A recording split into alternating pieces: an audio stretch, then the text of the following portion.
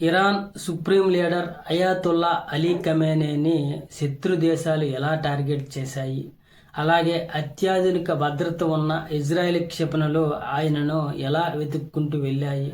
ఈ ప్రశ్నలకు ఇప్పుడు సంచలన సమాధానాలు దొరుకుతున్నాయి. ఖమేనీ నివాసం ఉండే కాంపౌండ్ నుండి ఆయన వాడే కమ్యూనికేషన్ సిస్టమ్ వరకు ప్రతిదీ ఏళ్ల తరబడి ఇజ్రాయెల్ నిఘా నీడలోనే ఉన్నట్లు అంతర్జాతీయ మీడియా వెల్లడించింది. టెహ్రాన్ నగరంలోని ట్రాఫిక్ కెమెరా నెట్వర్క్ ను, మొబైల్ ఫోన్ సిస్టమ్ ను ఇజ్రాయెల్ నిఘా విభాగం చాలా కాలం క్రితమే హ్యాక్ చేసింది. ఖమేనీ భద్రతా సిబ్బంది వాహనాలు ఎక్కడ పార్క్ చేస్తారు, ఆయన ఎప్పుడు బయటికి వస్తారు, ఎవరిని కలుస్తారు, ఇలా ప్రతిదీ కదలికలు ఏళ్ల పాటు ఇజ్రాయెల్ ఏఐ టూల్స్ ద్వారా నిశితంగా గమనించింది. అయితే ఇజ్రాయెల్ చెప్పినట్లు మాకు మా సొంత నగరం జెరూసలేం గురించి ఎంత తెలుసో టెహ్రాన్ గల్లీల గురించి కూడా అంతే తెలుసని ఇజ్రాయెల్ అధికారులు గర్వంగా చెప్తున్నారు. అంటే నిఘా ఏ స్థాయిలో ఉందో అర్థం చేసుకోవచ్చు. ఇరాన్లోని శనివారం పనిదినం. ప్రతి శనివారం ఖమేనీ తన నివాసంలో ఉన్నతాధికారులతో సమీక్ష నిర్వహిస్తారని ముందే తెలుసుకున్న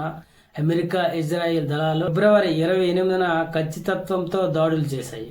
అమెరికా నిఘా సంస్థ CIA ఇచ్చిన పక్కా సమాచారంతో కేవలం 60 సెకండ్లలోనే ఖమేనీతో పాటు ఇరాన్ అగ్రశ్రేణి సైనిక నాయకత్వాన్ని ఇజ్రాయెల్ కోలుకోలేని దెబ్బ కొట్టింది. అయితే ఈ యుద్ధం అమెరికాపై భారీ ఆర్థిక భారాన్ని మోపుతుంది. గణాంకాల ప్రకారం ఆపరేషన్ మొదలైన మొదటి రోజే అమెరికా దాదాపు 700 కోట్లు ఖర్చు చేసింది. USS Gerald R. ఫోర్డ్స్ వంటి భారీ యుద్ధ నౌకల నిర్వహణకే రోజుకు 59 కోట్లు ఖర్చు అవుతుంది. బలగాల మోహరింపు కోసం అదనంగా మరో 5,700 కోట్లు వెచ్చించినట్లు రక్షణ నిపుణులు చెబుతున్నారు.